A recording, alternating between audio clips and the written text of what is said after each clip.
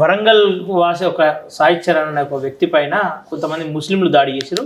ముస్లిం అమ్మాయికి ఉద్యోగం చూపించిందని చెప్పేసి కేవలం అంటే అది ఎట్లా చూసారో అది మీ దృష్టికి వచ్చినట్టుంది. దానిపైన ఎట్లా స్పందిస్తారు? ఇప్పుడే వచ్చినారు వాళ్ళు. నేను ఆల్రెడీ అక్కడ మా బీజేపీ నాయకులకు కూడా ఫోన్ చేసి చెప్పడం జరిగింది. దీనిపై తక్షణంగా సిపి గారిని కలిసి, ఎందుకంటే దీనిలో వాళ్ళకి తగు న్యాయం జరగనట్టు అనిపిస్తుంది. ఒక ముస్లిం యువతి ఈ అబ్బాయి దగ్గర చిన్నపిల్లడు, ఈ అబ్బాయి 21-22 years ఉంటాడు, ఉద్యోగం మెప్పి అని వస్తే ఎక్కడో నిలబడి ఆ ఉద్యమం గురించి పోతే ఎవరినో పరిచయం చేస్తాను పోతే ఆడ వీళ్ళంతా కూడా ముస్లిం వాళ్ళు వచ్చి లోకల్ ముస్లిమ్స్ని అందరిని అననీకి లేదు, అది మతోన్మాదులు ఉంటారు కొందరు, అడ్డగోలు దాడి. మీకు ఫొటోస్ పంపించమని చెప్తా, వాళ్ళు వెళ్ళిపోయినారు, ఫొటోస్ పంపించమని చెప్తా. సో అది చూస్తే మీరు పరిశాన్ అయిపోతారు. మరి పోలీసులు దీనిపై ఎంత మటుకు నాకు తెలిసి అత్యాయత్నమే అట్రాక్ట్ అవుతుంది. ఒక పోలికి ఉల్టా కట్టేసి దారుణంగా కొట్టినారు ఆ పిల్లని, అంటే దారుణంగా కొట్టినారు.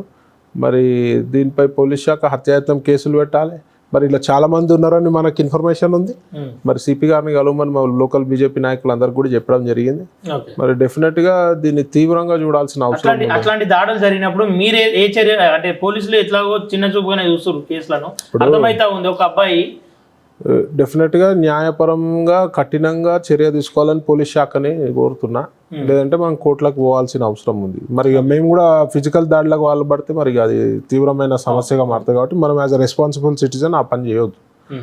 సో ఆల్మోస్ట్ చంపినంత పని చేసిరు. కానీ మరి పోలీస్ శాఖ దీనికి మరి రేపు కమిషనర్ గారిని కలవడానికి పోతున్నారు, ఈ రేపో ఎల్లుండో మా లోకల్ బీజేపీ నాయకులు.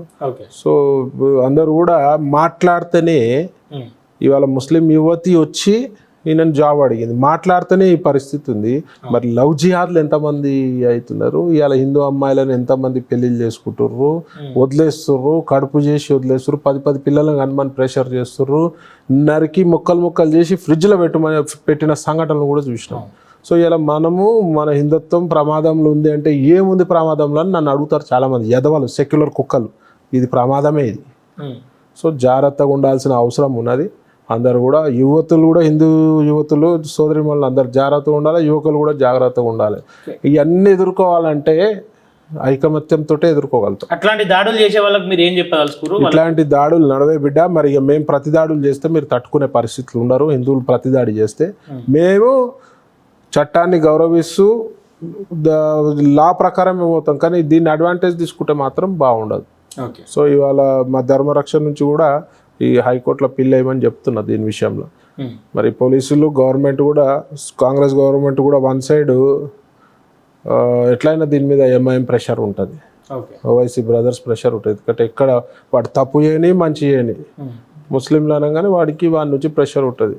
మరి గవర్నమెంట్ కూడా ఆ ఎంఐఎం ప్రెషర్కి లొంగకుండా, దారుసలాంకి సలాం చేయకుండా, మరి హిందూ పెద్దలు, సరే ముస్లిం పెద్దలు వాళ్ళ ముస్లింలను కాపాడుకుంటా ఉన్నారు, హిందుత్వాన్ని నమ్ముకుని ఉన్న వాళ్ళను హిందూ పెద్దలు ఎక్కడన్నా కాపాడినటువంటి దాఖలాలు ఒక చీకోట్ ప్రైన్ పక్కన పెడితే లేదు డెఫినెట్గా స్పందిస్తారు. హిందూ సంఘం ప్రతిదానికి హిందూ సంఘం రియాక్ట్ అయింది. కానీ ఈ ఇష్యూ పెద్దగా ప్రజలలో నాలెడ్జ్ లేదు. ఈ ఇష్యూ బయటికి రాలేదు. మరి మీ మీడియా వెలికి తీయాలి ఇట్లాంటి ఇష్యూలు. మీ మీడియా బాధ్యత ఇది, బయటికి తీయాలి. కమ్యూనల్ ఇష్యూస్ అయితే అని చెప్పి మీరు దాచుకున్నారు అనుకో, ఇలా కమ్యూనల్ ఇష్యూస్ అయితే అని పక్కన పెడితే ప్రజలకు తెలవాలి కదా. ఒక వర్గం చేసే అఘాయిత్యాలు కానీ ఈ ప్రజలకు తెలవాలి, హిందూ సోదరులకు తెలవాలి. మేల్కొండ్రా నాయన, ఇప్పటికైనా బుద్ధి తెచ్చుకుంటారా నాయన అని చెప్తా. బుద్ధి తెచ్చుకోండి. హిందువులు ఎవరి జోలికి పోరు, మా జోలికి వాళ్ళు వస్తారు. ఇప్పుడు అమ్మాయి ఉద్యోగం కోసం మావన్ దగ్గరికి వస్తే మావని కొట్టుడు ఎంత మటుకు న్యాయం అండి? కొట్టుడు కూడా మామూలు గొడ్డును బాధినట్టు వాడు 3-4 గంటలు 5 గంటలు కొట్టారు, 30-35 మంది కలిసి వాతల సచ్చటోడు బతికిండు. ఏముంటుంది, ఏదైనా మేము బీజేపీ అంటేనే న్యాయం చేసే పార్టీ. ఇవాళ డెఫినెట్గా న్యాయం జరిగింది.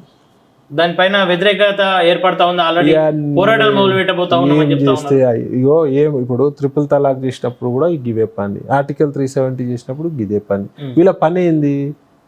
వీళ్ళ పనే అది వ్యతిరేకించడం. ఇలా స్కాములు చేసే ప్రభుత్వం కాంగ్రెస్. 55-60 ఏళ్ళు పాలించిన కాంగ్రెస్లో ఇలా హైయెస్ట్ స్కామ్లు ఇక్కడ ఇంకా కూడా ఈ భారతదేశం అట్లాంటి ఎకనామికల్ ఆఫెన్స్లలో, ఎకనామికల్ స్కామ్లలో ఇంకా కూడా రికవరీ కాలే. ఇలా ఆ డబ్బంతా వీళ్ళు తిన్న డబ్బంతా ప్రజలకు మంచిది, ఇలా హ్యాపీగా ఉండేది. ఇలా చాలామంది బిలో పవర్టీ లైన్ కూడా ఉండకపో. సో ఇవాళ స్కాములు చేసిన ప్రభుత్వం కాబట్టి వాళ్ళకి స్కీములు నచ్చాయి వాళ్ళకి. ఓకే. బీజేపీ అంటే ఊరువారు, ఇక్కడ బీజేపీ స్కీములు, వాళ్ళు స్కాములు. ఎన్ని స్కాములు మరి వాళ్ళ స్కాములు బయట వాళ్ళే. 2G స్పెక్ట్రమ్ స్కామ్ బయట వాళ్ళే, బోఫార్ స్కామ్ బయట వాళ్ళేదా, రాబర్ట్ వదేరా స్కామ్ బయట వాళ్ళేదా, ఇలా కూటమిలు అంత ఎవరున్నారు, దొంగలు ఉన్నారు. గడ్డి స్కామ్ చేయలేదా, కోల్ స్కామ్ ఎంత పెద్ద స్కామ్, ఇవన్నీ బయట పడ్డాయి కదా. ఇంకా జ్యుడిషియరీ ప్రాసెస్ ఉంటది కదా, ఎందుకు దాని మీద అందరికి పడ్డాయి, మొట్టికాయలు పడ్డాయి, శిక్షలు పడ్డాయి, సిగ్గు లేకుండా జైల్లోకి పోయారు. అరే మంచి చెయ్యరు, ఈ కొడుకులు ఎట్లా మంచి చెయ్యరు, చేసేటోళ్ళని కూడా ఆపుతాం, కాళ్ళు పట్టి గుంజుదాం అనుకుంటారు. కానీ ఆడ మా మోదీ గారు ఎవరు, రాకెట్. ఆయనను ఎవ్వడు ఎదిరించే సమస్య లేదు, ఆయనను ఎదిరించే సత్తా లేదు, ఆయన కళ్ళు పెట్టి చూసే దమ్ము కూడా లేదు. ఖచ్చితంగా ఏదైతే వక్బిల్ మీద ఇంకా అడిగేసే అవకాశం లేదు. ఎట్లుండదు, ఎందుకుంటుంది, ఏముండదు, సవరణ ఏం లేదు, 100% వన్ సైడ్ మోదీ హే, వన్ సైడ్ హే. ఒకవేళ అయితే ఏమైతుంది, వెనకడుగు చేస్తే కాదండి, ఇంక అయిపోయినాక దాని సబ్జెక్టే కాదు అన్నాక ఏముంటది చెప్పు. అంటే ఈ శక్తులన్నీ కలిసినప్పుడు భయపడరా? ఈ శక్తులన్నీ మా మోదీ గారి ముంగట బంద్ చేయి, మా మోదీ గారి ఖాళీ గోటికి మనకి రాలేదు. ఓకేనా, ఇప్పుడు పర్సనల్ గా రాజకీయంగా గతంలో చాలా యాక్టివ్ ఉర్రు, ఈ మధ్య కాలంలో జర యాక్టివిటీ తగ్గినట్టు. ఇదే లొల్లి ఉంటది, ఏం యాక్టివిటీ తగ్గింది, తిరుగుతూనే నాకు ఇచ్చింది 24 గంటల సమయం దేవుడు, 1 డేకి మాక్సిమం పని చేస్తున్నావు, నా 5-6 గంటలు వాడుకుంటానేమో, పని చేస్తూనే ఉన్నా, ఇంకా యాక్టివ్ కావాలి. సపోర్ట్ చేస్తారా బీజేపీలో? డెఫినెట్ గా సపోర్ట్ చేస్తారు, ఎందుకు ఉన్నారు, అందరు మద్దతుగానే ఉన్నారు. రాబోయే ఎన్నికల్లో ఖచ్చితంగా ఏదన్నా పోటీ, ఇంకా చాలా దూరం ఉన్నది, మా పార్టీ ఎట్లా చెప్తా అట్లా. చికోటి ప్రవీణ్ ఏం ఆశించాడు, పార్టీ ఏది చెప్తా చేస్తాం. మా ఇంపాక్ట్ అయితే హిందుత్వం పైన ఉంది కదా, నేను వచ్చినాక ఉందా లేదా ఆ విషయం ఉంది. డెఫినెట్ గా బీజేపీ పై కూడా మా ఇంపాక్ట్ ఉంటుంది. మా యొక్క ప్లస్ పాయింట్లు మనం చూసి ఓటేస్టోళ్ళు వేస్తారు. బీజేపీకి నేను ఒక అస్త్రం కావాలనుకుంటున్నా.